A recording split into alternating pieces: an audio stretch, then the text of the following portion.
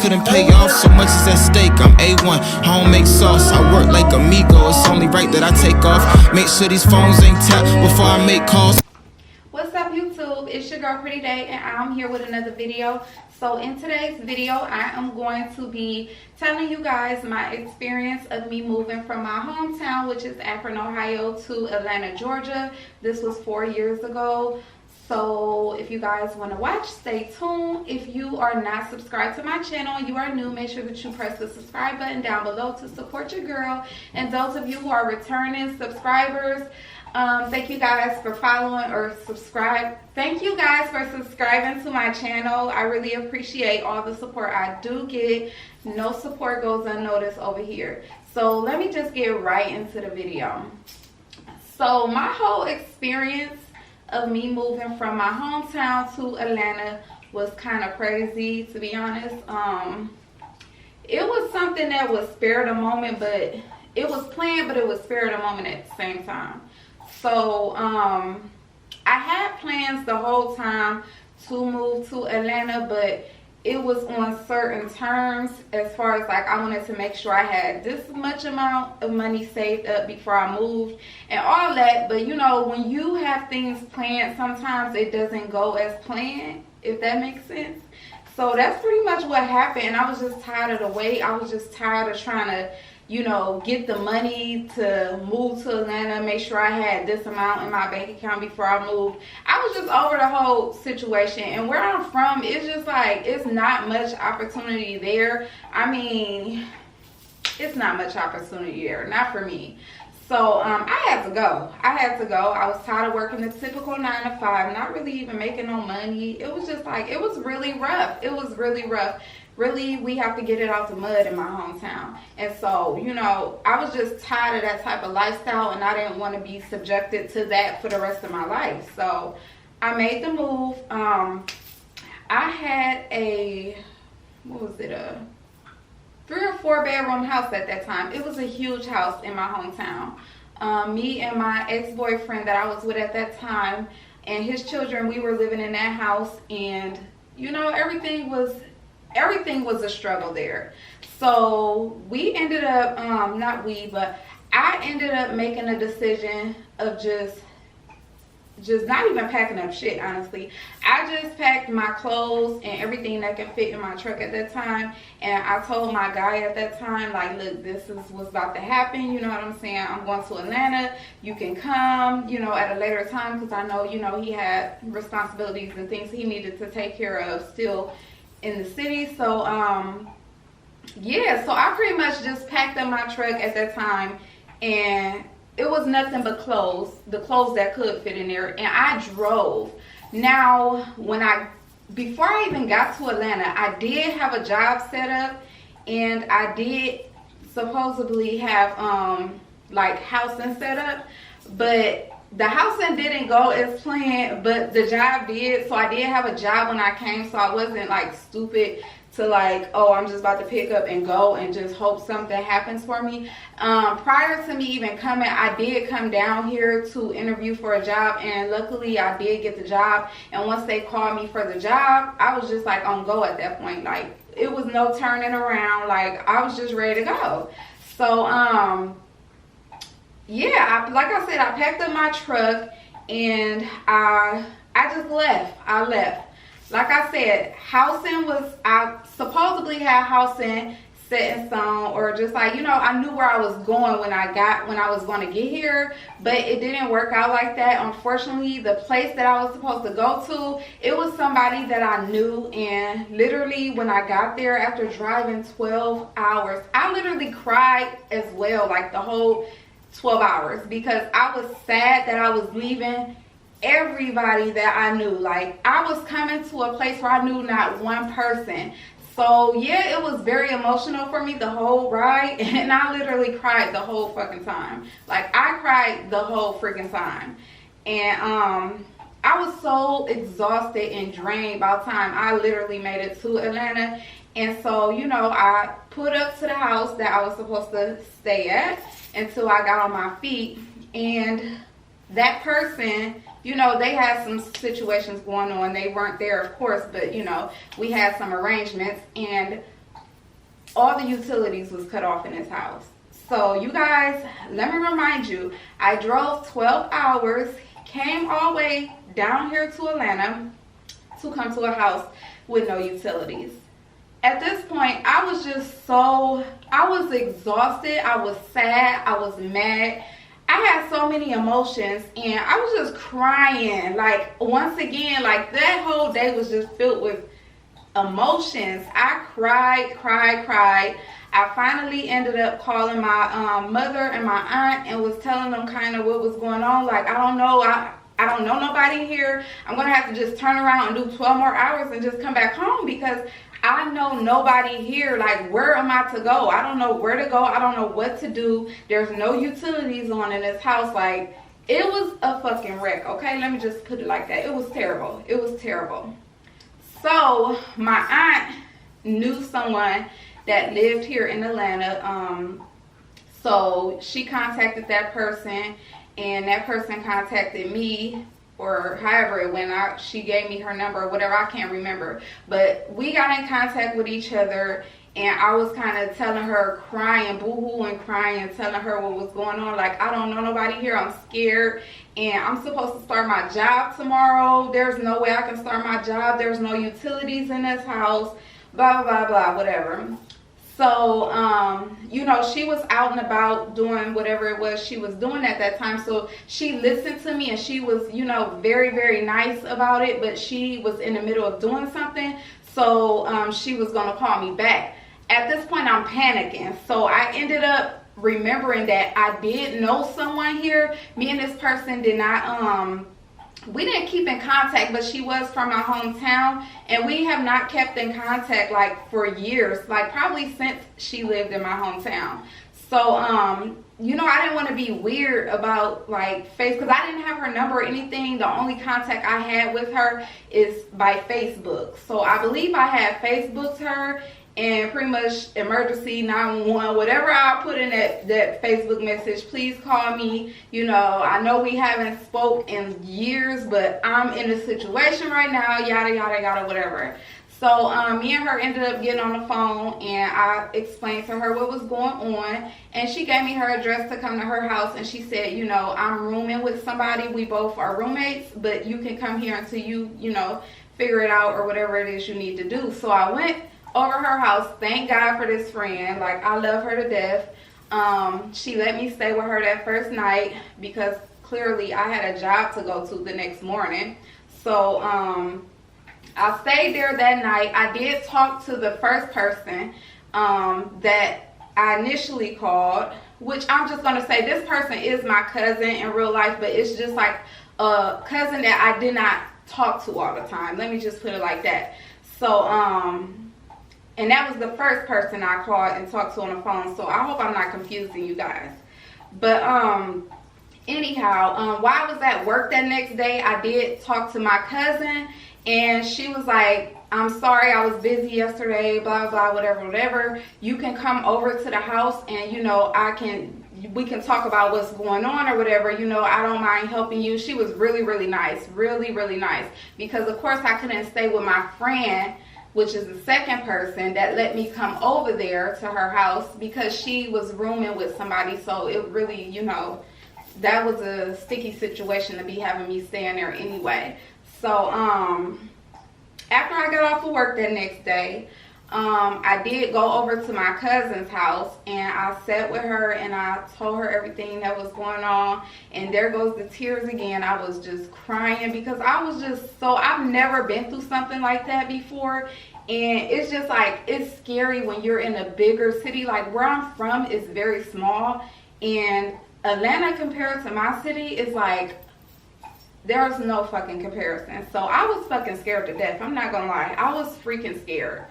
So after I explained, sat down, talked to her, she said that I can stay with her. So I stayed with her.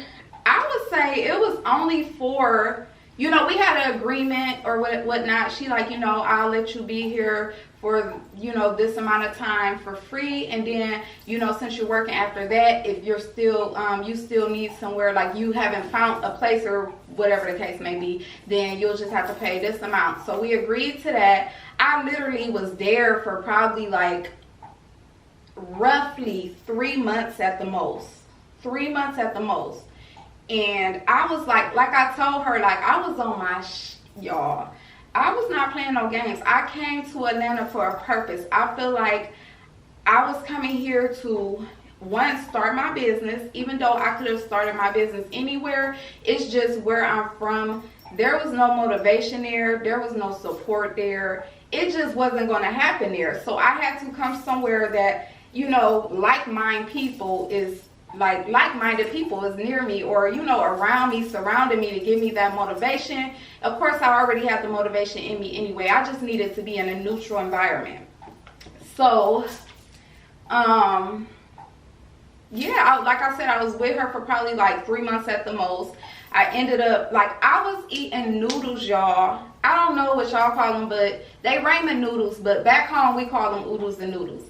I was eating oodles and noodles every single day. I was not eating out. I was saving every dime out of my checks. Like, I was saving every penny. When I tell y'all, I was eating either oodles and noodles or sandwiches. I had bought some bread and some sandwich meat, and I literally ate that every day. And my cousin that I was staying with was wondering, like, why are you eating noodles or sandwiches every day? And I kind of told her, like, look, I'm here. I'm not here to, you know, be staying with you for a long time. I just want to get out on my own. Like, I don't want you to feel like I'm a mooch or anything like that. And she was like, so, just the sweetest person ever. Like, she didn't think that I was a mooch or anything like that. But I just, like, I'm not used to living with anyone, and I just know, like, what my purpose of coming to Atlanta was for. So I just was on my shit, and it just wasn't no stopping me. I'm like, you know, I got myself in this situation, and I'm gonna make sure I'm gonna get myself right. And that was just on period. So like I said, 3 months of me staying with her, I ended up getting my own apartment. I got approved for my apartment, so I moved in, and that didn't go so well. I mean, it did for the first couple months, and then, you know, it started to get rough because I was doing it on my own. Honestly, like, I had my own place before, but I haven't had my own place in a long time because I was, like I said, I was with my ex-boyfriend. So we was together for 8 years. And so, like, that whole 8 years, of course, we was, like, living together and helping each other. So it wasn't like I was just doing everything on my own. So it was something that I had to get used to again. And it was hard. It was rough. And it came down, like, my job that I had wasn't paying really good. I mean, it was paying okay, but it wasn't paying good enough for me to be able to really just support myself, to me. So things got rough for me, and I ended up breaking my lease. I ended up breaking my lease, y'all. And they let me, I wrote a letter and everything, they let me break my lease because I think I was only like, I almost finished the lease. I believe I left like two months before my lease was up. But anyhow, I broke my lease, and I went to go stay with a friend from my job until I was able to, you know, get back on my feet once again. So, y'all, I'm not used to none of this. I'm not used to living with nobody. So at this point, I'm just feeling like a fucking failure. I didn't know whether I just wanted to go back to Ohio or just stay here and try to make it work. But I knew one thing for sure and two things for certain was I didn't want to go back home. I didn't want to go back to that as my reality of struggling. I just wanted to do, I know the type of person I was and the type of person I am, and I wasn't meant for that. That wasn't for me. So that wasn't even an option at that point. So at that point, I was like, I'm gonna have to do what I gotta do. So if she was nice enough to let me stay with her, unfortunately that didn't work out. If you guys know, females staying together, it never works out. It never works out. And she was younger than me, so, you know, we was on like 2 different pages kind of. So it didn't work out. It went to the left, and I ended up finding me a house.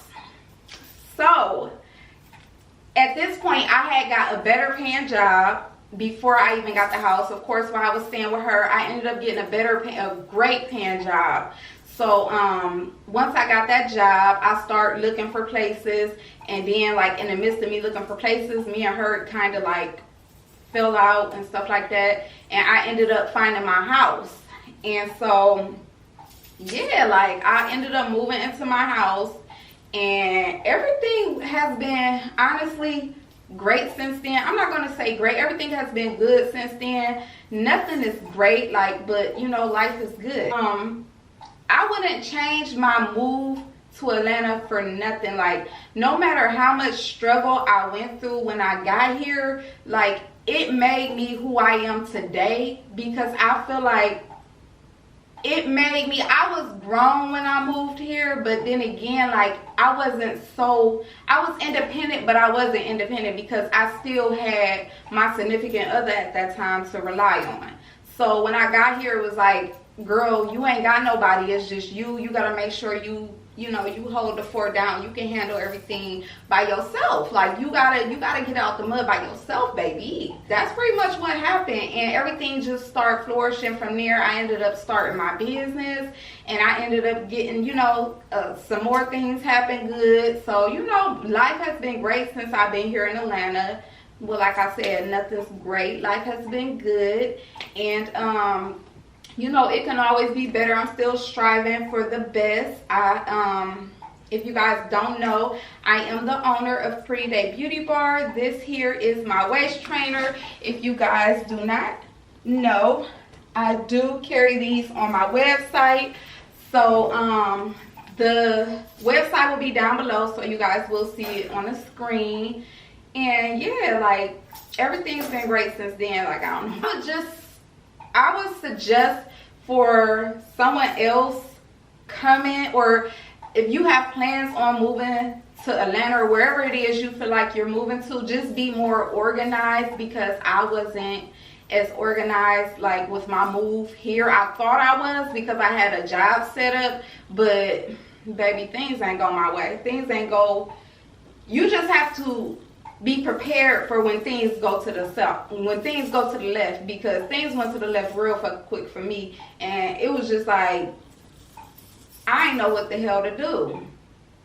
Yeah, it was bad. Oh, and I didn't tell you guys, when I was at my apartment, the apartment that I really, you know, was struggling at, my truck that I drove to Atlanta in ended up getting repoed, y'all. I couldn't even afford to pay my truck payments. I couldn't afford to pay nothing. Like, literally, once I paid my rent, like, there was no money left over for food. There was no money left over for car note, car insurance, no extracurricular activities. It was just bad. And I'm like, no sis, that wasn't for me. That's like living back home. So yeah, everything went bad when I got in that apartment too, but it was still like, I didn't know what to expect, but I knew what to expect to a certain extent, like, you know what I'm saying? And I just didn't give up. That's the whole point. Like, I didn't give up. I knew what my purpose was. I knew what I was here for, and I made it happen by all means, because baby, I wasn't going back home. They wasn't gonna look at me as a failure, baby. It wasn't gonna happen. It wasn't gonna happen. Not on my time. So yeah, that's pretty much my move to Atlanta from Akron, Ohio. So thank you guys for watching my video. Like I said at the beginning, if you are a returning subscriber, thank you. And for those of you who are new, make sure that you subscribe to my channel. Your girl got some banging content coming. Just bear with me. I'm trying to, you know, I got a lot going on. I have a business to run and a whole bunch of other stuff. So bear with me with the videos, and just make sure that you guys support. Thank you. Got fired on your day off. I guess you ain't essential, you got laid off. I got bills, just $1,200 couldn't pay off. So much is at stake, I'm A1, homemade sauce. I work like a meat.